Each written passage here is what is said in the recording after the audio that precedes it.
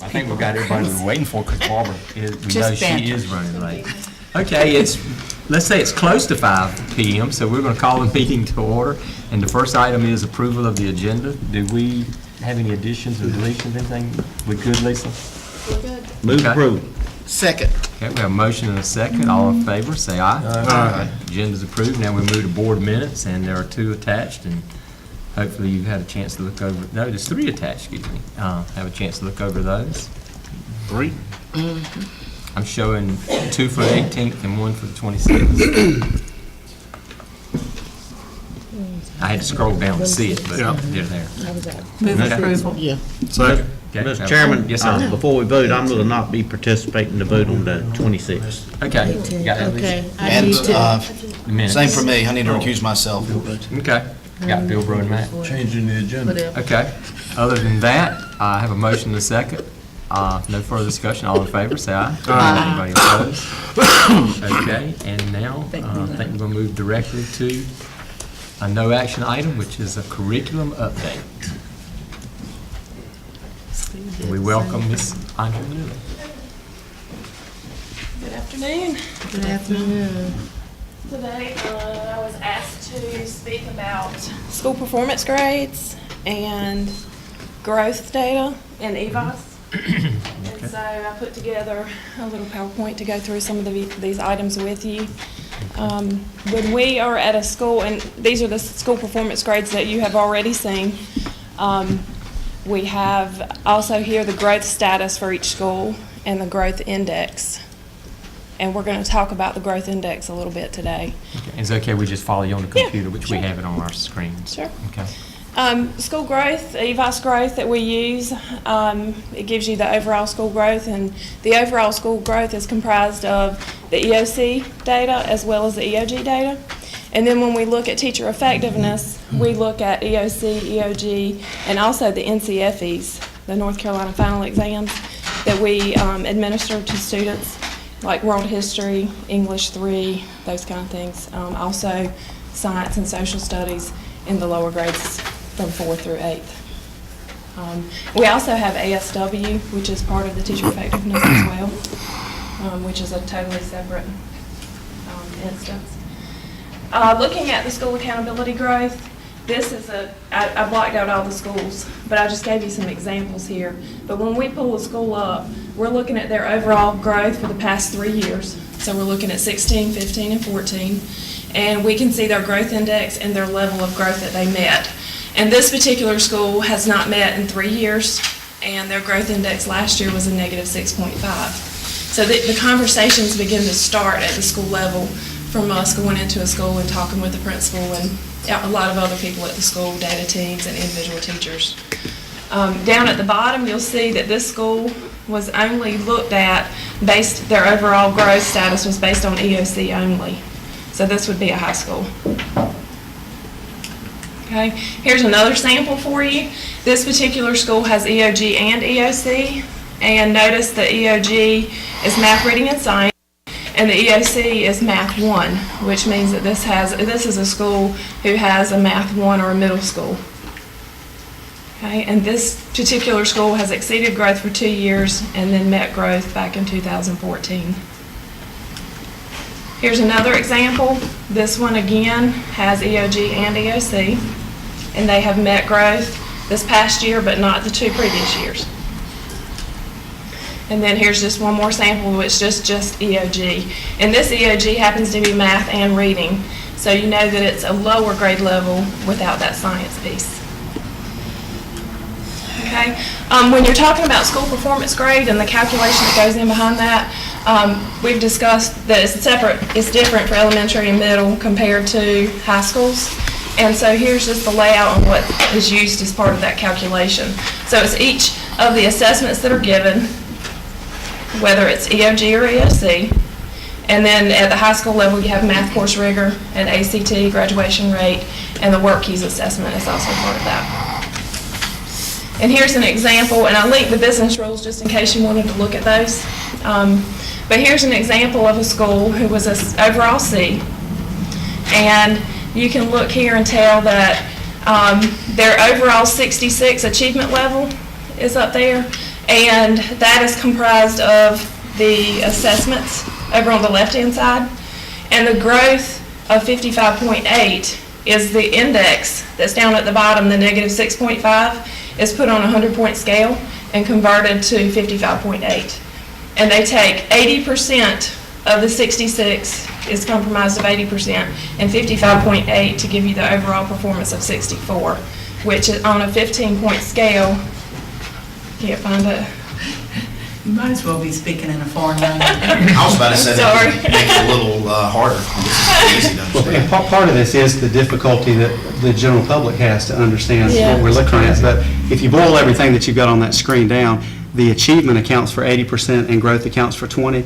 And there's some conversation at the state level to allow growth to be 50 and achievement to be 50. 50-50. So that they're weighted the same. And I don't mean to interrupt, Andrew, but That's fine. the term growth, I want to make sure that you all know what we mean with growth. And part, that is a standard that the state has calculated. There's an actual statistical metric that takes a look at what a child comes into a classroom with, given their history, and it predicts the kind of growth that should be made. And there's a certain standard that the teacher needs to hit to be able to say they made growth. So for me and Mike and Butch, it would be different based on what we come into the classroom with. But the growth metric would be you're expected to make a year's worth of growth in a year's worth of instructional time, which is what the term growth refers to.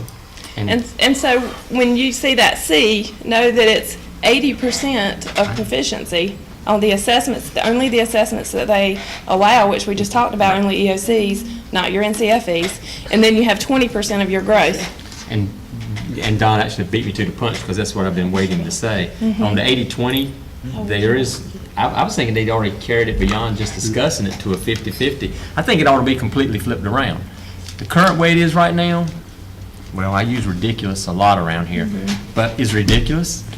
And I'm not saying that doesn't mean that this doesn't mean anything, but it doesn't mean a lot to me as much as it should because of the way that they're doing on an 80-20. As Don said, when you have 20 kids show up in the class, they don't all come to bring the same things with them. And you could have a kid that's nowhere near this 80% end of grade, but he made the most growth of any kid in the class. Right. This doesn't give any credit for that whatsoever, hardly. It's just it's a crazy system. What else you gonna do besides the average that carry? Well, I said we can go back and put more emphasis on growth. Let growth That's what it carry needs to be. the Growth needs to be the one that's pushing the drive, should be the driving force, Yeah, all right. not these tests that they've got us working on. But, Yeah. of course, we've got these people in charge that knows so much about it. So this is what we have to feed down to our teachers and let them understand, how you get this and how they've calculated it. And it is a process to help them understand that. And we go through data meetings, we go through overall meetings at the school level, to try to make them understand where it's coming from. Because if they don't understand where it's coming from, then we have a whole nother big issue. So they do understand when you finish? I think most of them do, yeah. Oh, I think the Yeah. schools understand Yeah. what people don't, the ones, a lot of people don't understand, or your parents, when Right. they see a school's rated a C or a D and have no idea, some of them, as to what went into making it a C or D school. And that is so unfair that it's the way it's put out there. That's my problem, is how they rate the schools. Right. We don't have D schools, but you do based on this criteria that they use. Right. So I gave you a few examples of that, and I gave you the growth conversion chart. And talking more about growth, we have to let teachers understand that, if you're red, you're red. If you're green, you're green. But in EVOS, there's a scale, and you're either anywhere from -10 or so to +10. This is just looking at the chart that I have. But in that sweet spot in the middle, -2 to +2, you're considered met. Anything above 2, you're considered exceeded, and below is not met. So we have to go through that with them, and there's a growth conversion chart there as well. But here's one that I want to show you. This is an individual teacher at the school, and this happens to be 8th grade math. And this is a teacher who has consecutively not met growth within the past 3 years. And then at the bottom, there's an overall average, multi-year average. And then these little tick marks here show you where they are, the average of the teacher in our district. So you can see that the average is, most of our teachers this past year are within the green, the met area in our Can I district. speak on that too? Sure. When you look at this, it's kind of the question that begs to be asked is, so what do you do now? You see all of this. one thing we want to do is to look, this is why we said we want to get away from canned professional development where we roll it out on a Tuesday and everybody comes whether they need it or not. We can look at specific data like this to try to determine specific needs for teachers. And if we find teachers who are knocking it out of the park, we want to use them as the folks to help do some instruction and that type of thing. So we're going in and asking these questions. If you, and you, I don't know if you got an example in where there's a good year versus a There bad is. year, and we'll ask the questions, what's different? You know, was the student population different? There may have been a crisis in somebody's life. So we're really trying to look over a 3-year period of time, but we're also looking for patterns and trends. Okay. So breaking this down even further for the teacher, we would go on and show them this graph, which is the next thing that when we go in to discuss data with them. This breaks your students down to from the lowest level student, the middle level student, and the highest level student. And the blue area is this past year, and the mustard colored area is the 2015 year. And so this is the teacher who's consecutively not met growth, but you can see the areas breaking the students down in low, medium, and high where she's not met growth. We can even go as far on the right-hand side and break down those students, look at the individual student, and show the pattern that the student's making. And we sit down and we talk about individual students. The data meeting I was in today, that's what we did. We broke it down all the way to the individual student and talked about each one. It takes that for a teacher to sit down and really look at what they've done. And I know this is previous year, but they remember those students and they remember what they did with those students that year, even though it was last year. And they can relate those same students to students that they have this year and what they're doing in the classroom with them this year. Another example here is a 6th grade reading teacher who has shown growth each year, met growth, and this past year has gotten a little bit better, a little bit more growth. And overall, if you notice down there on the multi-year average, she's right on what the district is, the average teacher in the district. So this gives us a lot of information as well. When you break that down by lowest, middle, and highest student, you can see that she probably doesn't work well or as well with lower level students. So the conversation we have with this teacher would be, we're going to pair you with a teacher who works well with low level students. And we're going to have you go and sit in their classroom and we're going to have you talk to them. And they're going to come and observe you. And we're going to trade it off. And we're going to try to get you some help for that. When you keep saying we have this conversation, who is we? Dr. Phipps and I go in. Okay. Where's the principal? And the What's principal. role? Yeah, And the what principal. role are they The playing? 3 of in us this? with the teacher, and we don't do it in a faculty meeting, it's one-on-one with Right, teachers. right. Yeah. Okay. And then sometimes I'm in a data meeting, or they'll call me and ask me to come out, and we have those conversations. Here's another example of 3rd grade reading. And this teacher happened to drop back a little bit this past year. And then when you go and break it down a little bit further, she didn't work quite so well with the higher level kids. So we talk about that and we get some extra rigor for her, and we send her to a teacher who's working well with higher level students.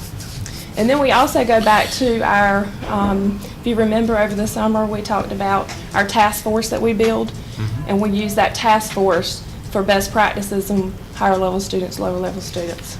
So when you go in with the student, do they see it as transparency and coaching, or do they see it, any of them take it as punitive?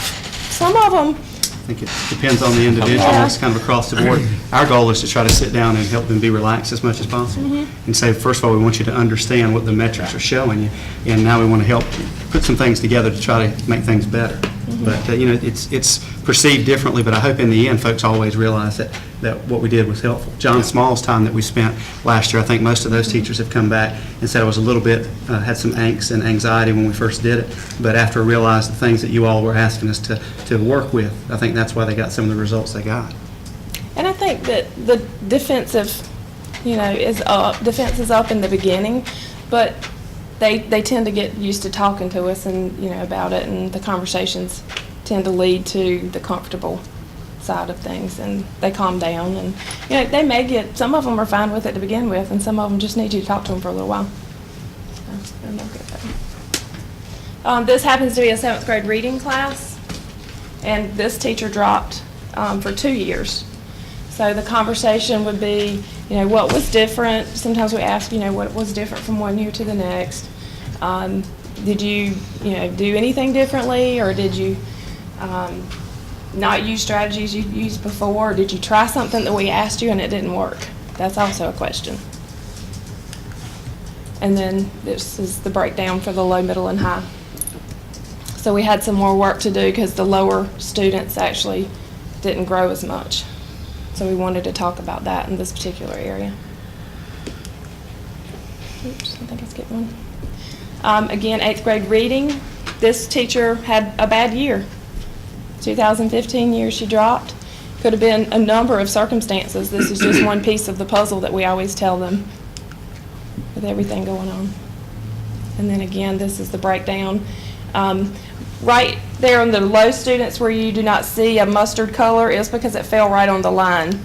So you will not see a negative or a positive. This happens to be something that I was out in a school today, and just when we were talking about conversations with teachers, this was probably almost a 2-hour conversation with teachers. We had them come in, we had them look at their individual data based on the students. And we even went as far as breaking it down to high, mid-low, and then low students, even more. And I had them go through and actually look at each student and put it whether they were on the positive side or the negative side. And then that made them look at each student that they had and figure out and just realize, questions come to mind when they just look at the individual student of what did I do with that student. And then, so here's the rest of it, the mid and the mid-low and the low. And then at the end, that we said this is a data walk, data talk, data walk. And at the end, we came up with things that we learned from that data process. And so it's all in conversations with teachers and getting them just to look at the data. Once they start looking, they want to know. They're eager to know what they can do differently. Y'all have any questions for me? That's all I had for you tonight. So, who wants to jump in first? Well, no, I think ultimately we have to allow them to teach, and unfortunately, I think all of this data crunching and metrics and, statistics, it takes away from the purity of education. And I hope y'all are doing, which I know you have to do it because the state says you have to do these types of things, but I guess we sit back and wait for some more results later, but still allowing them to teach. Right. Exactly. And we do. Since you're looking over these 3-year trends, how does this play into the new teachers that are coming on board with us? They would not have the data, but they Right. do stay in the data meetings, and because their conversation is the biggest thing throughout that. It is trying to figure out what they're doing or what somebody else is doing that they can do different. And the conversations is Relying on the principal being in the Yeah. Right. classroom, being involved in the planning that goes on grade level wise, the instruction, the assessment results, the benchmark data that we get, and putting all that together to paint a picture. Because And we're that- going to wait 3 years to That's right. figure out what's going on. Right. So that And was and what this I was is thinking. good, but this is not what drives day to day. I understand. What drives day to day is that formative assessment and then their benchmarks that they take. That's that really active data that they have. This is old by the time they get it, but they can go back and reflect. I mean, I guess in the end, some of it's good if we use it and actually use it to make some decisions with eventually. But if it just turns out to be more data that we just use in meetings to go over, then, I've had a lifetime of that kind of stuff already in another And job. a lot of You them know will what I'm saying? stress out. You just don't need to be doing it because, like Mike said, because the state says do it, we just don't need to keep doing it over and over and over. It's not going to benefit us, but. And I we do usually what we tell have them, to don't do. stress out over 1 year. Right. 1 year could have been a fluke. Yeah. When you see consecutive years, that's when we need to really look at it a little bit. Well, plus if you see trends between schools, I mean, I would think that's what you're looking at. Yeah. And we have, what's the student population look at certain schools. I mean, there's all kind of stuff you can sit down and look at to figure out why things are happening. And that's what would be interesting to me. I'm not asking you to do it, but I'm saying if I had that where I could sit down and look at a school that's consistently graded here, what does their student population look like? Because I do know that some things follow poverty lines, and it's just a fact, whether people like to admit to it or not. It's life. So, if we use it, I guess is what I'm saying. And that's where the growth factor comes in Yep. real well. Mhm. Because you can always Okay. try to grow a child. Well, thanks for a tremendous amount of work. Thank I can you. say that. Andrew's great at this. Yeah. obviously better than we are. Trying to figure that out. Any other questions for him? Thank you very much. All right, thank you. Thank you. So let's take a look. That carries us over into our action item, a budget amendment. I think, Mark, you going to handle that? Yes, sir. I have two. I'm not sure which one is first. The We got one ancillary that says services. grant, number 2. The grant, okay. Is that one you want? Yes, sir. There are two, you have two budget amendments to move funds around. The first is we received the Kate B. Reynolds grant. I'm sure you're familiar with Michelle Oros, received that grant in the past. There are $200,000 we're basically a pass-through for that grant. We just need to add it to her total grant budget, which is what you see here. There's the total appropriation, her current grant budget, then this would be additional $200,000. This would enable the finance department to give her a line item, and then she could go work with those folks to spend those monies. I'm assuming you to correct the $200 one. So there's Yes, a supposed to be period, a decimal point. Does it not?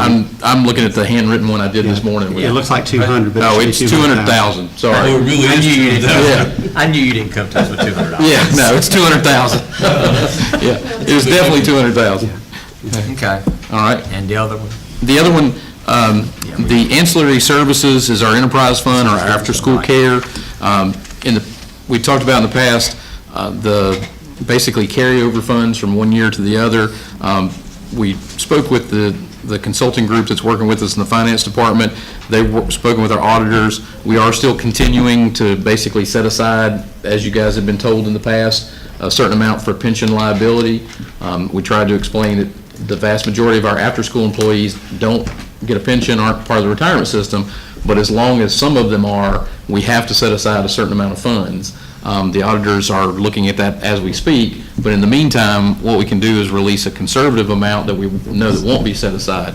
So this is adding, the assumption is the total appropriations budget would be $264,593.20. We would increase it by $65,491.28. That would then be divided to the schools, the 3 schools that have the after-school care, not divided evenly, but divided based on the monies that they had raised. Right. So that they would have access to it now, and then the rest, we would have to debate with the auditors once we get that report.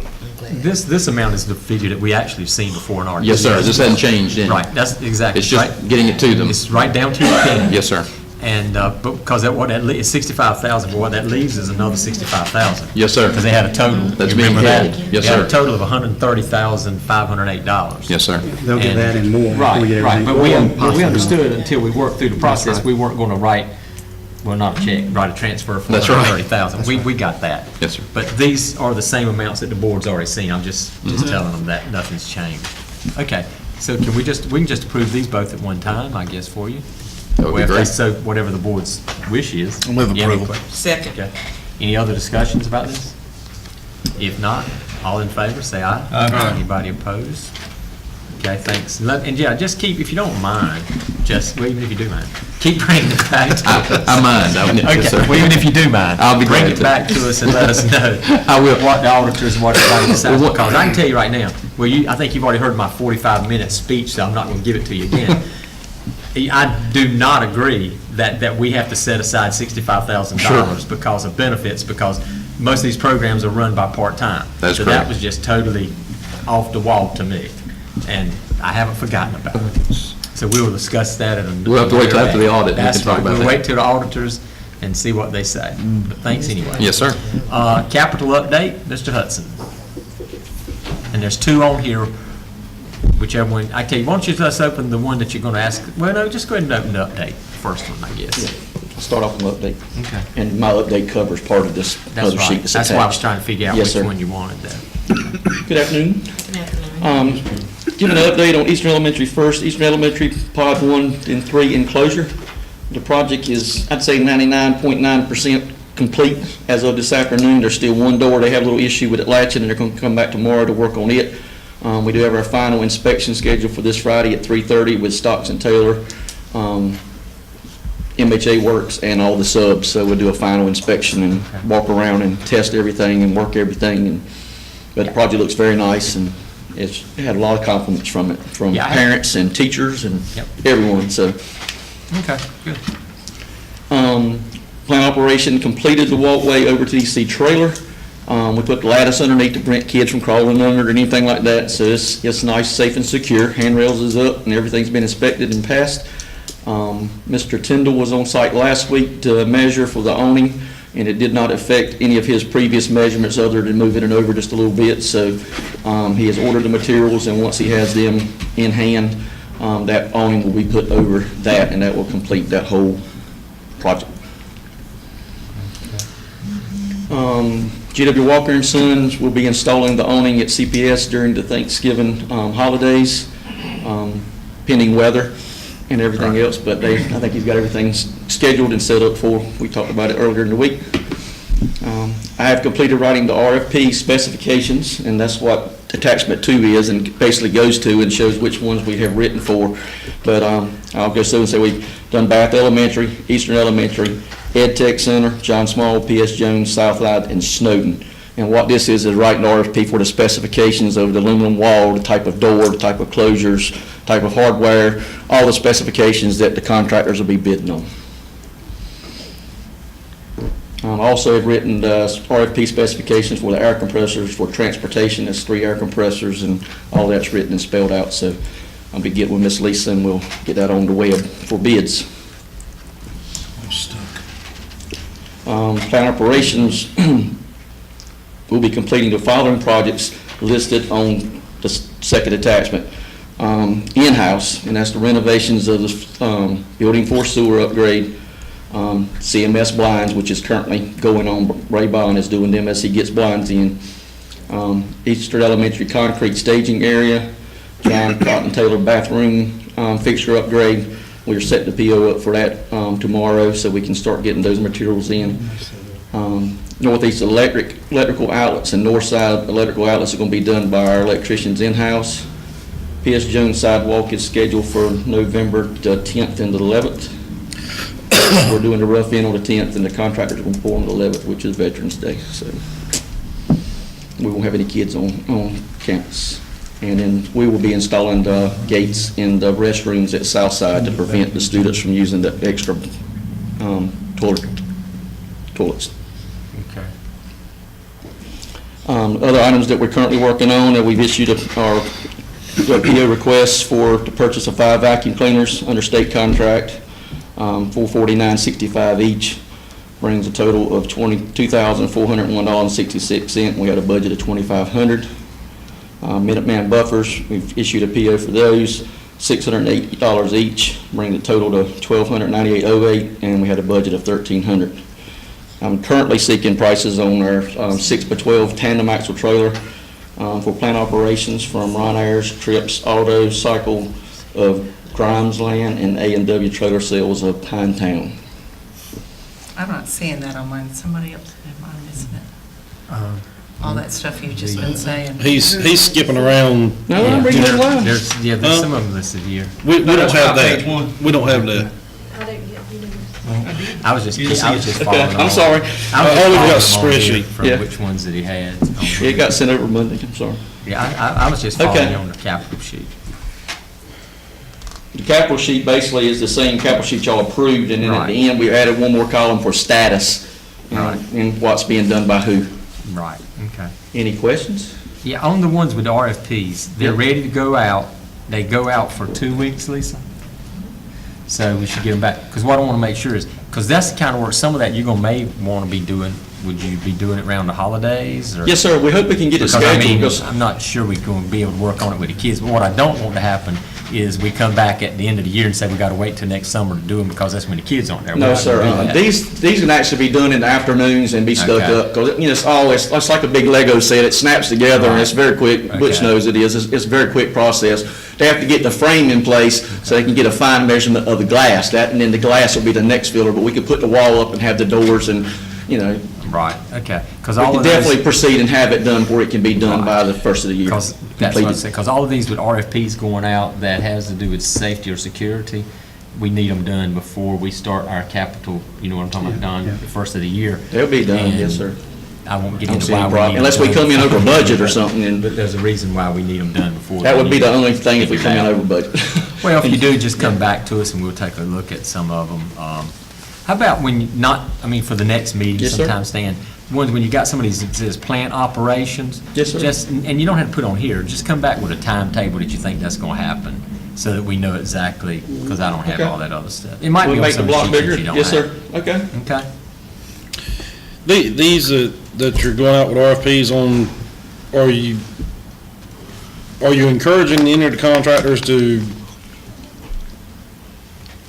give you one lump sum bid to do all of them? Exactly. To That's save what- some money? That's what I put on the bottom of it, and another thing was the ask is be a individual price and a lump sum. We know we need Yeah. a discount if they get them all.